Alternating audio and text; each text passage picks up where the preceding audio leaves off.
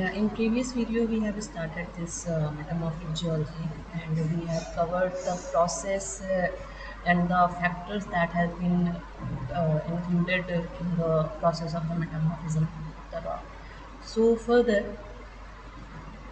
we have seen this slide, and we have discussed the whole slide. Uh, Now this one also, the protolith, the temperature, and now I'm moving forward to show you the temperature, pressure variations, and the limits where the sedimentary, metamorphic, and igneous rock have with the temperature and pressure. So I hope you guys are able to see this figure. So here it is showing like this magma thing. You can start with the magma. Magma cooling gives igneous rock, then weathering and erosion of the igneous rock or metamorphic rock or sedimentary rock, that is shown here. It will give again a sedimentary rock. But if the heat and pressure and chemical fluid will be applied on the sedimentary rock, on the metamorphic rock, on the igneous rock, so on a certain amount these rocks can get converted into metamorphic rock. And if igneous, sedimentary, and metamorphic rock get melted and they just becomes like lava and as a magma, they will get deposited as igneous rock. There is various process like volcanic eruption, bloom, and all the things has been involved in this.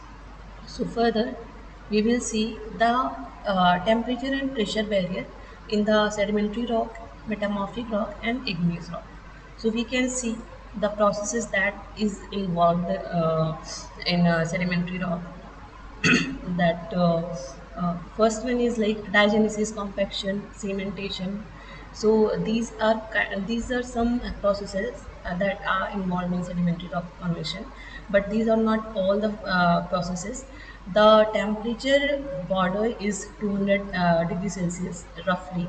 After that we will get metamorphic rock with the process of metamorphism, and here temperature and pressure play a major role. Then from the temperature 700 to 1000 degrees Celsius, igneous rock, we can get igneous rock like melting and evolution of magma on the surface, then volcanic eruption and all the thing, deposition, crystallization, and after that we will get igneous rock. Now the factors that control the metamorphism, there are like major factors is temperature and pressure. So we all know that when we are going inside of the earth, like temperature get increases with the depth along the that is known as geothermal gradient. This higher temperature can occur by burial of rock. So when a rock get buried in the depth, so due to the depth, the temperature of that position will get increases. And temperature of any area also can be increased by the igneous intrusion. Like the igneous intrusion has been made in any kind of rock, that is igneous, metamorphic, or sedimentary. So due to the contact of igneous intrusion with the surrounding rock, there will be metamorphic processes. Pressure.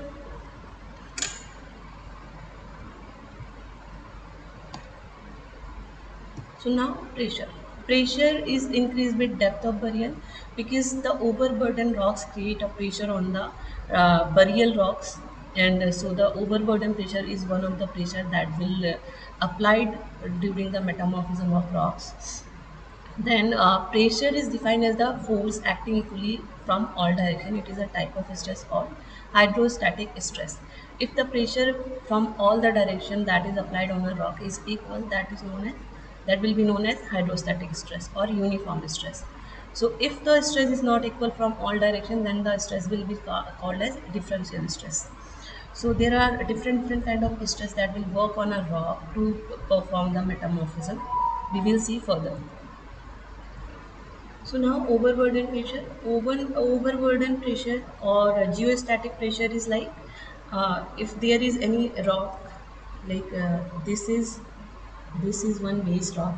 So from this base rock, the upper rock that is situated from the, like this base rock, yeah, we can take it as A, and this is say B, this is C, and this is D. So the pressure on A will be applied by rock B, rock C, and rock D combined. So these pressure that will be applied, that will get applied on the rock A, is known as overburden pressure by B, C, and D.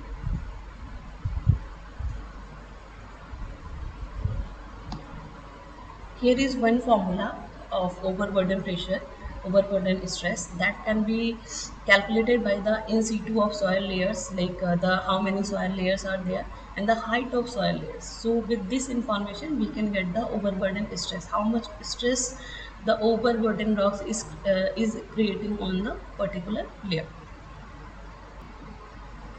So there are two kind of differential stress. We have just taken the definition of differential stress. If the stress that is applied on a rock from all the direction is not equal, then this kind of stress is known as differential stress. So differential stress has been divided into two parts, that is principal or normal stress, and the second one is shear stress.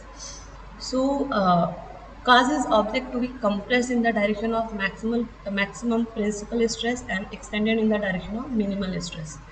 If differential stress is present during metamorphism, it can have a profound effect on texture of rock.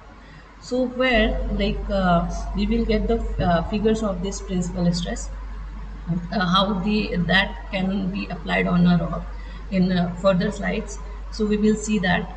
Now shear stress cause object to be smeared out in the direction of applied stress. So shear means like angle, uh, stress on an angle. Principal or normal stress directly applied in the from the direction as sigma 1, sigma 2, sigma 3.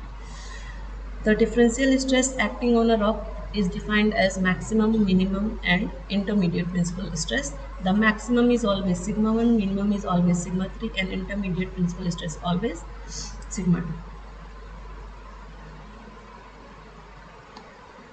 So you can go with these like data.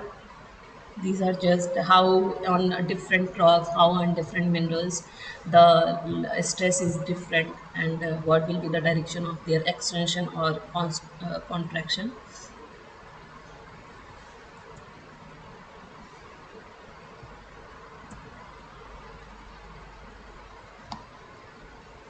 So here now, hydrostatic and diaphragmatic stresses.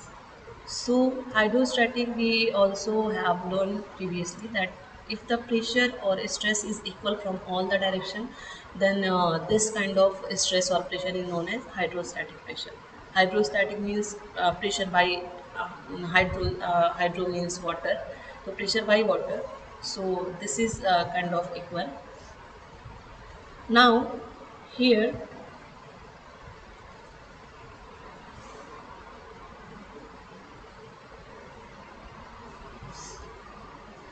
the mean stress, if we want to find out the mean stress of any, like any area, we can add the minimum, maximum, and intermediate stress, and it will be divided by 3, it will give you mean stress.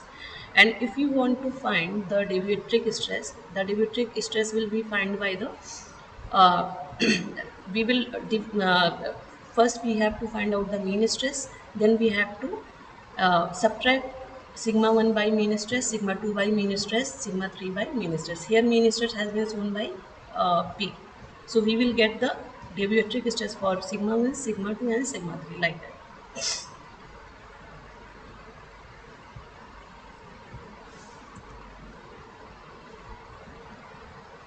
Here we can see this is shear stress acting on an angle. This is tensional stress, this is confining stress, stress equal from all the direction. This can be known as the hydrostatic stress, or equal stress from all the direction. This is compressional stress. The stress is applied in the direction of each other, and it is compressing the object on horizontal plane, and the extension has been happening on the vertical plane. Here you can see the horizontally the object is getting extension, and same maximum stress direction, the destruction, the strain will come in the perpendicular direction of the stress.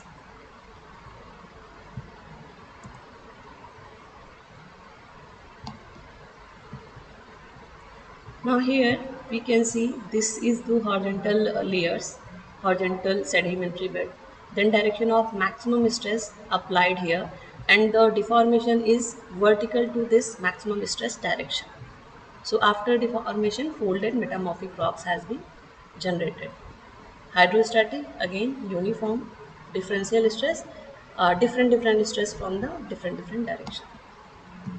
Maximum, minimum, intermediate. It can be from any direction.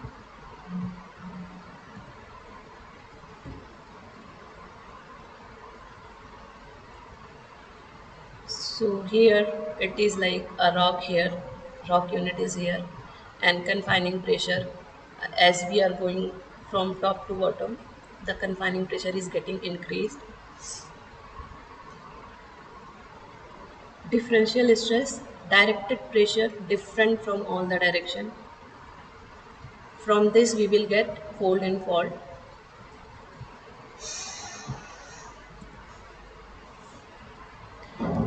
We have seen the sigma 1, sigma 2 and sigma 3. So if there will be sigma 1 is greater than to sigma 2 and sigma 2 and sigma 3 is equal, then there will be only foliation and no lineation. Sigma 1 and sigma 2 is equal and greater than sigma 3, then only lineation, no foliation.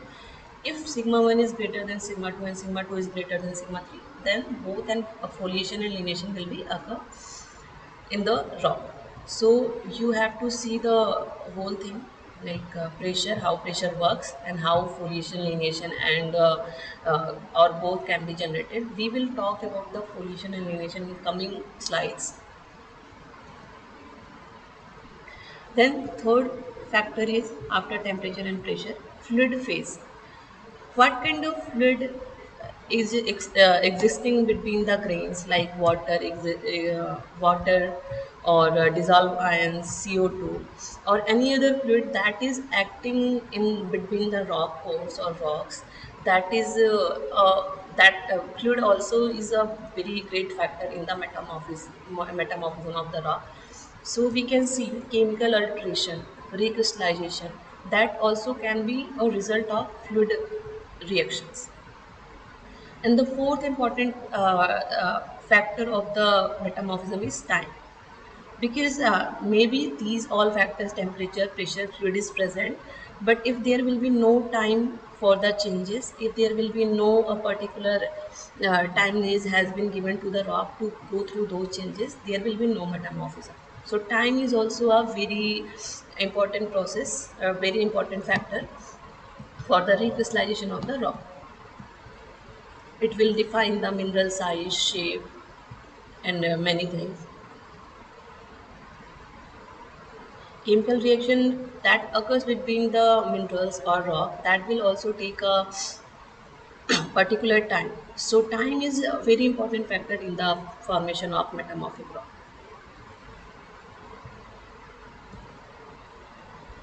Okay, we will keep in this lecture up to here. In the next lecture, we will discuss the grade of metamorphism and how different kind of grade has been divided on the basis of temperature and pressure and metamorphism. And further, we will see the phases and all the things. So stay with us and keep watching. Thank you.